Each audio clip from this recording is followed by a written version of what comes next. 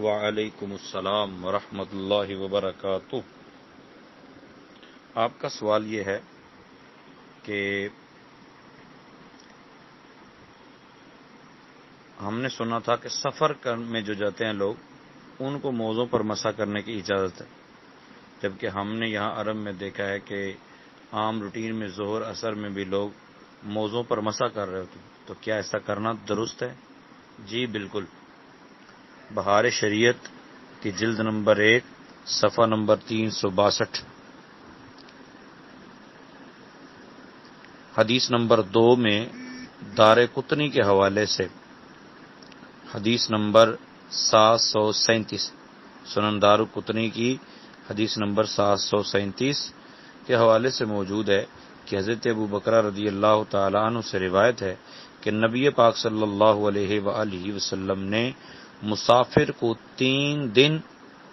3 راتیں اور مقیم کو 1 دن 1 رات موزوں پر مسح کرنے کی اجازت دی، جبکہ طہارت کے ساتھ پہنے ہوں، یعنی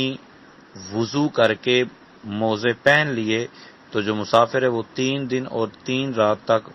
اس پہ مسح کر سکتا ہے، اور جو مقیم ہے وہ 1 دن اور 1 رات تک اس پہ مسح کر، یعنی 24 گھنٹے، اور یہ مدت شروع ہوگی طہارت پر موزے پہن لیے اس کے بعد جب وضو ٹوٹے گا تو اس کے بعد مدت شروع ہو جائے گی۔ اچھا، اس حوالے سے ایک بات یہ بھی ذہن میں رکھیں کہ مسح چاروں طرف سے کرنا ضروری نہیں ہوتا، یعنی اوپر نیچے سے دائیں بائیں سے موزے پر مسح کرنا ضروری نہیں ہے، بلکہ بہار شریعت کے اسی صفحے پر سنن ابو داؤد شریف کی حدیث نمبر 162 کے حوالے سے موجود ہے کہ حضرت علی المرتضی رضی اللہ تعالی عنہ فرماتے ہیں،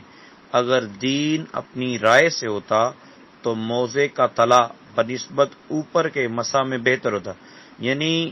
تلے کے نیچے سے مسح کرنا زیادہ بہتر ہوتا، مگر دین میں رائے کا عمل دخل نہیں ہے، بلکہ جس طرح محبوب پاک علیہ الصلوۃ والسلام نے کی ہے ویسے کرنا ہوتا، تو رسول پاک صلی اللہ علیہ وسلم نے اوپر سے مسح کی ہے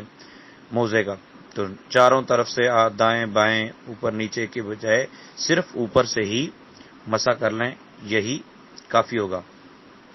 صفحہ نمبر 363 پر موجود ہے کہ جو شخص موزہ پہنے ہوئے ہو وہ اگر وضو میں بجائے دھونے کے مسح کرے جائز ہے، اور بہتر پھر بھی پاؤں دھونا ہے بشرطے کہ مسح کو جائز سمجھتا ہو۔